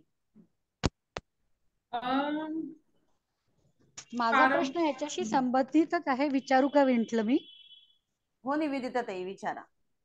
हा, मला विचारायचं आहे की जो जागृती ताईंनी विचारला त्या धर्तीवर हा. मेनस्ट्रीमायझेशन ऑफ ट्रायबल पीपल हा एक खूप आधीचा चर्चेचा प्रश्न आहे. याच्याविषयी तुमचं मत काय आहे? जसं तुम्ही उदाहरण दिलं की काही महिला आजकाल उपवास वगैरे करायला लागल्या, असे अनेक बदल त्यांच्या समाजात होत आहेत जे ते म्हणजे कधी स्वतःहून कधी मार्केट फोर्सेसमुळे करायला लागतात. तर याविषयी तुमचं काय मत आहे हे सांगाल? मग माझा दुसरा प्रश्न मी नंतर विचारेल. एक तर ना मेनस्ट्रीम म्हणजे नेमकं कोण, हा पण एक विचार करण्याचा मुद्दा आहे. आपण ठरवलं की मेनस्ट्रीम म्हणजे तुमच्या माझ्यासारखी लोक, किंवा काय म्हणता येईल की ज्यांनी संपत्ती मिळवली आणि जे आता शहरांमध्ये अशी आपली कल्पना असते की ते म्हणजे मेनस्ट्रीम. तर मेनस्ट्रीमची मुळातली थोडीशी मला असं वाटतं की ती धारणा सुद्धा आपण जरा तपासून बघणं गरजेचं आहे की असं काही आहे का mainstream. There are various streams, म्हणजे जगण्याच्या विविध पद्धती आहेत. त्यातली कुठली मुख्य आणि कुठली दुय्यम हे आपण कसं ठरवणार? म्हणजे आपण मेजॉरिटी लोकांनी असं ठरवून टाकलंय की ही दुय्यम आणि ही मुख्य, असं आपण ते ठरवून टाकलंय. तर कदाचित ते आपल्याला रिव्हिजिट करण्याची गरज आहे. म्हणजे हे जे वेगवेगळे स्ट्रीम्स आहेत, हे वेगवेगळ्या ज्या जगण्याच्या पद्धती आहेत, तर त्या आपापल्या स्थानी आहेत आणि त्या तेवढ्याच इक्वली इम्पॉर्टंट आहेत आणि तेवढ्याच रिस्पेक्टफुल पण आहेत. तर हा एक बघण्याचा एक हे दृष्टिकोन असायला हवा असं वाटतं. आणि दुसरी गोष्ट मला असं वाटतं की मेनस्ट्रीम मध्ये सुद्धा ना, की म्हणजे हे जे काही मेनस्ट्रीमची कल्पना जी विकसित झाली आहे किंवा जी काही घातलेली आहे किंवा होती, तर ती सुद्धा ना खूप मोठ्या प्रमाणात आपल्या राजसत्तेने किंवा राज्य व्यवस्थेने सुद्धा ही डिफाईन केलेली किंवा ती प्रमोट केलेली वाटते. कारण तुम्ही बघाल तर अगदी शिक्षणाचं, म्हणजे आम्ही काम करत असलेल्या शिक्षणाचं बघा, की शिक्षणामध्ये सुद्धा तुम्हाला काय दिसतं, तर जो कंटेंट आहे, सगळा मजकूर आहे, तर त्या मजकुराला भटक्या समाजातल्या जगण्याला कुठे स्थान आहे, किंवा ह्या आदिवासी समाजातल्या जगण्याला कुठे स्थान आहे. तर त्यांची जी नॉलेज सिस्टीम आहे, तर त्या नॉलेज सिस्टीमला आपण काही स्थानच दिलेलं नाहीये. हे कोणी केलं? हे सरकारी व्यवस्थेने केलेलं आहे, धोरणांनी केलेलं आहे. त्याच्यामुळे धोरणांनी ना एक मेनस्ट्रीम अशी ठरवून टाकली आणि त्याच्यामध्ये एक्सक्लुजन केलं. म्हणजे काही ठराविक समाज समूहांचं ज्ञान, ठराविक समाज समूहांचे दृष्टिकोन हे अंतर्भूत करत गेले शिक्षण व्यवस्थेमध्ये, इव्हन आरोग्य व्यवस्थेमध्ये. आरोग्य व्यवस्थेमध्ये पण तुम्ही बघाल तर ह्या सगळ्यांची एक प्रकारची आरोग्य व्यवस्थेची त्यांची स्वतःची चालणारी पॅरलल यंत्रणा आहे. तर त्याला कुठे आपल्या ह्याच्यामध्ये स्थान आहे? तर ते जे मेनस्ट्रीमची जी कल्पना आहे ना, तीच मुळात चॅलेंज करण्याची गरज आहे. म्हणजे तिथे आपल्याला सरकारसोबत किंवा धोरणांमध्ये पण हे बोलावं लागेल की आम्हाला ह्यांचं जगणं समजून घ्यायचंय, आम्हाला ह्यांची जी नॉलेज सिस्टीम आहे ती समजून घ्यायची. मी तर म्हणेन की नॉलेज सिस्टीम प्रत्येक समाज समूहाची, म्हणजे ती भटक्या समाज जरी तुम्ही बघितलात, पारधी समाज बघितला, तरी त्यांची सुद्धा एक प्रकारची नॉलेज सिस्टीम आहे. सर्व प्रकारच्या आदिवासी समाज समूहाची पण नॉलेज सिस्टीम आहे. तर ती नॉलेज सिस्टीम आपण का ह्याच्यामध्ये घेत नाहीये? म्हणजे आपला एकूण सगळा जो शिक्षण किंवा हे मूळ बघायचं झालं तर शिक्षण किंवा जगण्याचा जे एक प्रवाह आहे, त्याच्यामध्ये आपण काही लोकांना असं बाजूला करून टाकलेलं आहे. तर त्यांना आपण जर घेत गेलो ना, तर मला असं वाटतं की मेनस्ट्रीम म्हणजे हे सगळं समावेश असलेलं मेनस्ट्रीम असं ते होईल. आणि असं होण्याकडेच आपले खरं म्हणजे प्रयत्न असायला हवे, असं त्याच्यामध्ये मी प्रामुख्याने म्हणेन. त्याच्यामुळे पारंपरिक जगणं आणि काय म्हणता येईल की असं काही नसतं. म्हणजे ती लोक पण होतील ना आधुनिक, ती लोक पण करतील ना त्याचा जो विकास करायचा आहे तो, ती म्हणजे करू दे ना, तो प्रत्येकालाच अधिकार आहे. तर तो त्यांनी करावा आणि त्याचबरोबर त्यांचं पारंपरिक काय त्यांना जपायचं आणि ते जपत राहतील, त्यांचा दृष्टिकोन जपत राहतील, त्यांचं काय म्हणायचं बरं, एक प्रकारची मूल्य व्यवस्था जपत राहतील, तर तेच करावं त्यांनी. मी बोलू का थोडं? हो जागृती ताई. विवेकानंद केंद्र यांनी उत्तरांचलमध्ये हा प्रयोग केलेला आहे.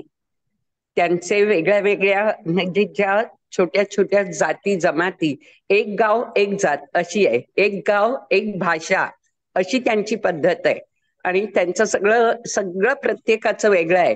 पण तिथे आता हेमांगी ताई राहतात तसे यांचे लोक जाऊन राहतात आणि त्यांनी त्यांची भाषा, त्यांची संस्कृती ते सगळं शिकून घेऊन आपल्यातलं जे चांगलं आहे, जे मनुष्य म्हणून जगायला आता बाहेरच्या जगात त्यांना उपयोगी पडेल, हे करायचं त्यांचं तिकडे चालू आहे. पण त्यांचे पारंपरिक जे काही व्यवसाय किंवा हे इतर काही गोष्टी, सण वार, पोशाख, हे सगळं त्यांनी जपलेलं आहे. ते मला शेअर करायला आवडेल. तशा पद्धतीने मात्र त्यांनी त्यांची उत्पादनं बाहेरच्या जगात विकणं. आता आपल्याकडे जसं गोदाड्या किंवा पर्सेस किंवा हे पूर्वीचं होतं ते वस्तू प्रदर्शन वगैरे भरवून विकतात, तसं विवेकानंद केंद्राचे कार्यकर्ते त्या ठिकाणी कार्य करतात. तर तसं ह्या लोकांचं पारंपरिक जी काही कला असेल किंवा पारंपरिक त्यांचं तुम्ही म्हणताय नॉलेज सिस्टीम, त्यांचं ज्ञान किंवा त्यांची आरोग्य सेवा, हे खरोखर आपल्यापेक्षा पण खूप छान आहे. मी स्वतः सुद्धा बघितलंय. पण आपली दृष्टी तशी नाहीये. म्हणजे मध्यंतरी आयुर्वेदाच्या धूत पापेश्वरांकडे मी काही चौकशीसाठी फोन केला होता, तर त्यांनी इतकं थोडस धक्कादायक सांगितलं की ह्याला, मी म्हटलं माझी आई म्हणायची ह्याला एक्सपायरी नसते, आणि तुम्ही असं असं लिहिलंय, तर म्हणे नाही, ही सरकारची कंपल्शन आहे की एक्सपायरी लिहिलीच पाहिजे. नाही तर पूर्वी आमचं असं होतं की 15 वर्ष झाली की त्या औषधाची किंमत वाढवायची, कारण ते औषध मूर्त ते अजून स्ट्रॉंग होतं.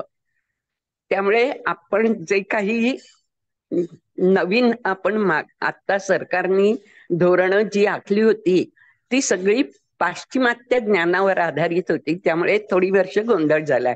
पण हेमांगी ताईंसारखे लोक जे आहेत ते खरोखर या लोकांना मेन स्ट्रीम मध्ये त्यांचं वेगळेपण जपून मेन स्ट्रीम मध्ये आणतील नक्कीच. धन्यवाद जागृती ताई. निवेदिता ताई, तुमचा काही प्रश्न अजून एक होता असं म्हणालात, तर तुम्ही आहात का? माझा एक दुसरा प्रश्न असा होता हेमांगी ताई, कारण अनेकदा मी पत्रकार म्हणून अनेक संस्थांशी आणि अनेक ठिकाणी प्रोजेक्ट मधनं वगैरे काय काय बघितलेलं असतं, त्यांचं ऐकलेलं असतं, तर तेव्हा हा प्रश्न त्यांच्या कार्यकर्त्यांच्या थ्रू अनेकदा ऐकायला मिळतो की अरे त्यांना काय पडलंय, आम्ही करतो आहोत टाईप्स. कारण असं असतं की अनेक ठिकाणी आदिवासी, तुम्ही स्वतःच बघत असाल आणि तुमचाही अनुभव असेल की आत्ताशी काही शिकलेसावरून खूप पुढे आलेले आहेत, पण मेजॉरिटी आदिवासी आहे जसे आहे नैसर्गिक त्याच्यातच राहणं जास्ती पसंत करतात. आणि मग अशा केसमध्ये अरे पडलंय कोणाला, हा अनुभव तुम्हालाही आला का, आणि मग त्याला तुम्ही कसं डील केलं?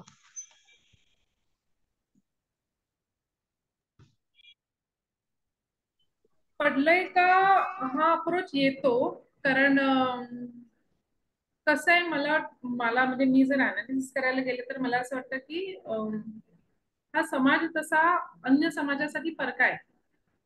त्यामुळे म्हणजे शहरी भागामध्ये झोपडवस्तीत राहणाऱ्या मुलांसाठी काम करणं हे आपल्याला तेवढं अपरिचित नसतं, पण अशा ठिकाणच्या मुलांसाठी किंवा त्या समाजासाठी काम करणं हे आपल्याला एकूणातच तो समाजच अपरिचित असल्या कारणामुळे ते माणसं करायला धजावत नाही किंवा तिथे जायला धजावत नाही, मागत नाही.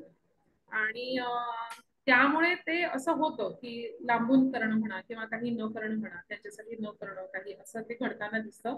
ते चॅलेंज आम्हाला पण इथे दिसलेलं आहे मोठ्या प्रमाणामध्ये. म्हणजे मी सांगेन की आम्ही ना 2-3 वर्ष असा हे केला होता एक एक्सरसाइज की आम्ही बाहेरच्या लोकांना, आम्ही ते संमेलन भरवायचो का, तर बाहेरच्या समाजाचा इथल्या समाजाशी म्हणजे त्यांना कळावं, त्यांनी जोडून घ्यावं. पण आमच्या त्या एकाही प्रयत्नाला, म्हणजे जो 3 संमेलनं आम्ही अशी भरवली आणि त्यावेळेला शहरी भागातली लोक यायची, जवळपासची आसपासची, तर आमच्या त्या प्रयत्नाला अजिबात यश नाही आलं, कोणीच आमच्याशी जोडून नाही घेतलं.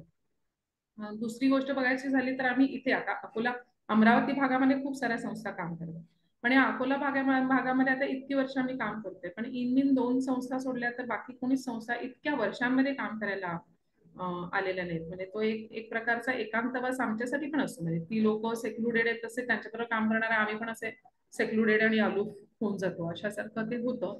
तर ते आहे, म्हणजे ते घडतं, हे घडताना दिसतं. पण आता म्हणजे काय, कसं बघावं, म्हणजे असं आम्ही नाही सांगू शकणार ना की तुम्ही तुमचं सोडून इकडे या, आणि असं सांगणं बरोबर पण नाही.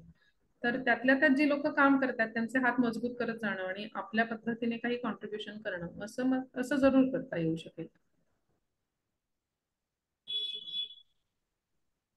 अजून कोणाचे प्रश्न आहेत का? मृणाल, मी बोलू? हा माझा बोल. प्रश्न नाहीये. हा.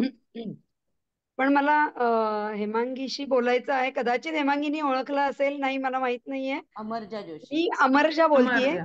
हा, तर ऍक्च्युली हेमांगी आणि मी बरेच वर्षांपूर्वी भेटलेलो होतो ग्राम मंगलमध्ये तिच्या मुलीच्या शिक्षणाच्या दरम्यान. तर मला हेमांगीच्या कामाबद्दल अजून डिटेलमध्ये जाणून घ्यायला आवडेल. तर कदाचित हेमांगीने तिचा नंबर शेअर केला तर आम्ही परत बोलू, भेटू आणि पुढचं जे काही म्हणजे मला प्रश्न आहेत किंवा शाळेसंदर्भात किंवा या सगळ्या दृष्टीने बोलायची इच्छा आहे, तर ती करू शकत असेल तर तिने तिचा नंबर शेअर करावा. भेटू, मी पुण्यात येत असते, आपण भेटू अमरजा. येस, नक्की आणि तू आवडेल मला पण. शिक्षण विकास मंचाच्या गटावरती तू आहेस, त्याच्यात मी पण आहे. हो हो हो हो, तर तिथे अगदीच. नंबर तुझा हो, मला मिळेल, माझा तुला मिळेल. नक्की, चालेल चालेल, ठीक आहे, ओके, येस, थँक्यू. अमरजाच्या प्रश्नांवरच अवलंबून असं माझे काही मी प्रश्न काढले. खरं तर हेमांगीला मी गेली 8 वर्ष ओळखते आणि हेमांगीला मी फार जवळून बघते. जसं ती म्हणाली की तिचं एक कौशल्य आहे की ती खूप सकारात्मक राहून कामं करते. येणाऱ्या सगळ्या आव्हानांना तोंड देत देत ती पुढे जाते. तर हे मी अगदी जवळून बघते आणि हेमांगीकडे थोडक्यात मी शिकते आणि घडते असंही म्हणता येईल. त्याच्यामुळे त्याबद्दल खरं तर हेमांगीचे खूप खूप आभार. मला एक प्रश्न आहे की हेमांगीच्या ना काही संस्थेच्या काही गोष्टी ज्या आहेत ती जे करते काम त्याची थोडक्यात तिने आम्हाला ओळख करून द्यावी. त्यापैकी तिचे जे प्रोजेक्ट आहेत शिकू आनंदे, वाचू आनंदे आणि गाव वाचन, तर ह्या 3 बद्दल थोडक्यात आम्हाला हेमांगी तुम्ही सांगावं. आमचं काम सुरू झालं ते ह्या बहुभाषिक शिक्षण या क्षेत्रामध्ये काम सुरू झालं आणि आम्ही पेडागॉजी डेव्हलप करण्याच्या कामाला हात घातला. म्हणजे पहिले प्राथमिक च्या वर्गांमध्ये बहुभाषिकतेच्या दृष्टिकोनावरती आधारित शिक्षण शास्त्र कसं तयार होईल. मग ते शिक्षणशास्त्र म्हणत असताना साक्षरता डेव्हलप करण्यासाठी आणि एकूण शिक्षण होण्यासाठी म्हणून हा बहुभाषिकतेचा दृष्टिकोन कसा, हे सैद्धांतिक पातळीवरती होतं, पण ते प्रत्यक्ष कसं करावं हे शोधण्यासाठी म्हणून आम्ही काम करायला सुरुवात केली आणि त्याच्यासाठी आम्ही वर्ग चालवतो, वर्गामध्ये प्रत्यक्ष शिकवतो आणि त्याच्यामध्ये आम्ही 3 भाषांचा वापर करतो. कोरकू, मराठी, हिंदी अशा 3 भाषांचा आम्ही प्रामुख्याने वापर करतो आणि ते कसं करायचं हे आम्हाला आता चांगलं समजलेलं आहे. त्याच्यामुळे बहुभाषिकतेचा दृष्टिकोन कसा येऊ शकतो हे समजलेलं आहे. ते काम करत असतानाच आमच्या असं लक्षात आलं की शिक्षण आणि वाचनालयाचा खूपच जवळचा संबंध आहे. वाचनालयाशिवाय शाळा अपूर्ण आहेत आणि किंवा शिक्षण पण अपूर्ण आहे. त्याच्यामुळे आम्ही वाचनालयाच्या क्षेत्रामध्ये त्या गरजेतनं किंवा त्या निकडीतनं शिरलो आणि मग शालेय वाचनालय करणं, शाळेमधल्या मुलांच्या सोबत वाचनालयाशी संबंधित किंवा वाचनाशी संबंधित अनेक उपक्रम घेणं, तर ह्या क्षेत्रामध्ये आम्ही त्याच्यामध्ये शिरलो. ते करत असतानाच मगाशी आपलं बोलणं झालं त्याप्रमाणे की कोरकू बालसाहित्याची निर्मिती हा त्यातलाच एक भाग आमचा घटक होता, तर ते आम्ही त्याच्यामध्ये करायला सुरुवात केली. त्याच्यातनं परत आमच्या असं लक्षात आलं की हे जेव्हा आम्ही शाळांमध्ये काम सुरू करत होतो तेव्हा शिक्षकांना कोरकू भाषा येणं खूप गरजेचं आहे हे आम्हाला समजत गेलं. त्यामुळे आम्ही कोरकू भाषा शिकवण्याचा कोर्स पण तयार केला आणि तो आम्ही देतो. 24 दिवसांचा आमचा कोर्स आहे, ऑनलाईन चालतो आणि त्याला चांगला प्रतिसाद बाहेरच्या समाजाकडनं मिळालेला आहे. पण तो कोर्स मग आम्ही डेव्हलप केला. तर ते एक आमचं काम आहे. ते करता करता आमच्या असं लक्षात आलं की केवळ शाळांमध्ये वाचनालय असून चालणार नाही, गावांमध्ये पण वाचनाचं वातावरण असणं गरजेचं आहे. कारण शेवटी मूल जे आहे ते सगळीकडे आहे किंवा त्या समाजामध्ये पण ते वाचनाचं वातावरण असेल किंवा वाचनालयाचं शिक्षणाचं असेल तर ते आपसूक मुलांमध्ये येईल. त्याच्यामुळे मग त्या गरजेत आम्ही गाव वाचनालयामध्ये शिरलो की ह्या आदिवासी गावांमध्ये गाव वाचनालय उपक्रम सुरू करणं आणि तो आमचा खूप छान पद्धतीने गाव वाचनालयाचा उपक्रम सुरू आहे. आता ते गाव वाचनालयाचा उपक्रम करत असताना सुद्धा आम्हाला अजून एक लक्षात असं आलं होतं की आम्ही सुरुवात जेव्हा केली तेव्हा गाव वाचनालय आम्ही असं ठरवलं की गावात मधल्या ज्या मुली आहेत तरुण त्यांच्या माध्यमातून आपण गाव वाचनालय चालूया, म्हणजे त्या पण सक्षम होतील आणि त्या गावाशी जोडल्या जातील. पण त्या मुलींच्या सोबत जोडून घेताना आमच्या असं लक्षात आलं की या मुलींचे पण बरेच मोठे प्रश्न आहेत आणि त्यांना स्वतःच्या सक्षमीकरणाच्या खूप साऱ्या आम्हाला त्याच्यामध्ये गरजा दिसून आल्या आणि मग ते जेव्हा लक्षात आलं तेव्हा आम्हाला असं वाटलं की ह्या घटकाला आपल्याला सोडून नाही चालणार आहे. मग आम्ही मुलींच्या सोबत काम करायला सुरुवात केली. त्याच्यामुळे असं एकातेकल्या असलेल्या गरजांमधनं आम्हाला ते सगळं आमचं काम उभं होत गेलं. आणि आता आमचं मुलींच्या सोबत पण काम सुरू आहे. त्यांच्यामध्ये आम्ही वाचनालय हा घटक त्यांच्यासाठी आहेच. आमचे गट चालतात मुलींचे, ते अजून आता 1-2 वर्षापूर्वीपासून सुरू झाले. त्याच्यामध्ये आम्ही पण शिकतोय हे सगळं कसं करायचं, आणि त्या मुलींच्या सक्षमीकरणासाठी, त्यांच्या नेतृत्व विकसनासाठी अशा पद्धतीचं आमचं ते पण एक काम सुरू आहे. त्याच्यामुळे एकात असलेली अनेक कामं आहेत. म्हणायचं झालं तर 3 प्रमुख कामं म्हणता येतील, की एक हे आमचा साक्षरता विकसनाचा कार्यक्रम, दुसरं वाचनालय आणि शालेय वाचनालय, आणि तिसरं गाव वाचनालय. पण त्याच्यामध्ये उप असे अनेक मुद्दे आहेत. आणि आता आम्हाला पुष्कळ पुढे जायचं. आम्ही काही संमेलनं केली बहुभाषिकतेवरती, मोठी केली. नॅशनल लेवलचं पण एक संमेलन केलं. त्यातनं आम्हाला आता शिक्षकांच्यासाठी एक कोर्स डेव्हलप करण्याची गरज निर्माण झाली आहे, की हा बहुभाषिकतेवरती आधारित शिक्षण कसं करावं. एनजीओ ज्या ग्रासरूट लेवलला एनजीओ काम करतात त्यांच्यासाठी सुद्धा आम्हाला कोर्स निर्माण करायची गरज निर्माण झाली, की त्यांना शिकवावं की हे तुम्ही कसं कराल.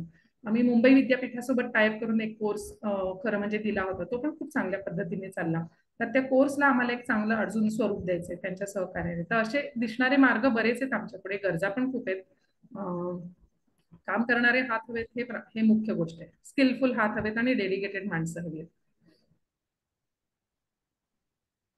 धन्यवाद हेमांगी. खरं तर मी तुम्हाला हा प्रश्न विचारणारच होते की बहुभाषिकता हा विचार घेऊन भविष्यात काही करण्याचा विचार आहे का, पण तो तुम्ही तुमच्या उत्तरातूनच दिला. उत्तरात दिला. हो हो. आपण आता मला इथे कोणाचे प्रश्न दिसत नाहीयेत. मनोज सर, तुम्ही पुढे सुरू करू तर मंडळी, अशा रीतीने नवरात्रीच्या आजच्या 4थ्या माळेला आपल्याला हेमांगीताईंचा प्रेरणादायी आणि आव्हानात्मक यशोगाथा ऐकता आली. त्यांचे अनुभव आणि संघर्ष ऐकतच राहावं असं वाटतं. परंतु वेळेचे बंधन असल्यामुळे आज इथेच थांबूया. उद्या पुन्हा याच कार्यक्रमात आणखी एका नवदुर्गेला भेटूया. तुर्तास इथेच थांबतो. हेमांगीताईंनी आपल्या व्यस्त वेळापत्रकातून वेळ काढून आपला बहुमूल्य वेळ दिल्याबद्दल त्यांचे खूप खूप धन्यवाद आणि आभार. सर्वप्रथम मला ही संधी दिल्याबद्दल मी संस्थेचे अध्यक्ष शशिकांत वनारसे, सचिव मृणाल पाटोळे आणि सर्व विश्वस्त आणि सर्व श्रोतावर्ग यांचेही आभार मानतो. तसेच प्रायोजक आणि तांत्रिक सहाय्यक अभिजित शिंदे यांचेही आभार मानतो. धन्यवाद. मला पण ही संधी उपलब्ध करून दिलीत आणि फार छान गप्पा झाल्या. मला त्याच्याबद्दल मी ज्ञानभाषा मराठी प्रतिष्ठानचे आभार मानते. खांद्रे सरांचे पण आभार मानते की आपण 2 दिवस संपर्कात होतो आणि हा कार्यक्रम कसा चांगला होईल हे बघत होतो. तर मनापासून आभार. आणि श्रोतृ वर्गाचे पण खूप चांगल्या गप्पा झाल्या, चांगले प्रश्न आले. आम्हाला एनर्जी मिळते ह्यातून. तर त्यामुळे खूप आभार तुमचे. उद्याच्या बैठकीबद्दल सांगते. उद्याची आपली 5वी माळ आहे. डॉक्टर मनीषा कुलकर्णी, त्यांच्याबद्दल थोडक्यात मी तुम्हाला सांगते. त्यांनी एंडोक्रिनॉलॉजी मध्ये अभ्यास रचना केली आहे. अध्यापन क्षेत्रामध्ये त्या आहेत. प्राध्यापिका म्हणून त्या जबाबदारी सांभाळत आहेत. त्यांनी खूप प्रवास वर्णनं लिहिलेली आहेत. आणि अशा ह्या शिवाय सर्व क्षेत्रामध्ये म्हणजे गायन, वादन, त्याच्यानंतर संशोधक, हार्मोनियम वाजवतात, संशोधक निर्माण करणं, या सगळ्यांमध्ये त्यांचं हातखंडा आहे. तर अशा या बहुआयामी व्यक्तिमत्वाला आपण उद्या नक्कीच भेटणार आहोत. तर याच वेळेला, आणि त्यांची मुलाखतही मनोज खांडरे सरच घेणार आहे. तर उद्याही एवढ्याच संख्येने तुम्ही उपस्थित राहाल अशी आशा करते. आणि आजचा हा कार्यक्रम इथे थांबवते. धन्यवाद. धन्यवाद.